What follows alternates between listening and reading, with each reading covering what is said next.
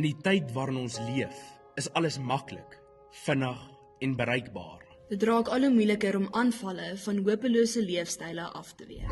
Dit raak al hoe makliker om te verval in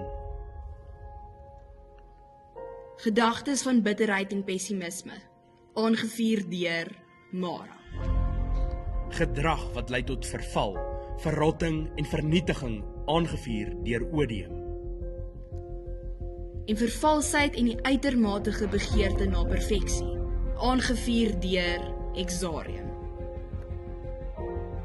Maar die regeerders van Alderanos, Mara en haar troetel Odium, power couple, aka Marium, se liefde staan al te sterk van gifappeltjie. tot gifappeltjie. Odium wil Mara se hart wen deur planeet vir planeet te verwoes in 'n land. Daar is niks wat haar bitter hart soveel onvrede gee nie. Pow, pow, poef, poef, poef, trr, trr, miauw, woef, woef. Eina, wat maak jy daar? Los my uit!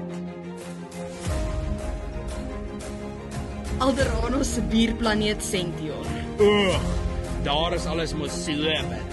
word regeer deur die roekelose, manipulerende Exarium. Wat sal word van die wêreld soos ons dit ken? Wie sal hierdie skobbejakke kan vasdra? Is daar nog enigsins? Doef, doef, doef, doef, doef, doef, doef, doef, doef, doef, doef, doef. Wat? Vir planeet Aarde en sy mense. Hoërskool Swartkop in samewerking met die AON bied daar. Hoop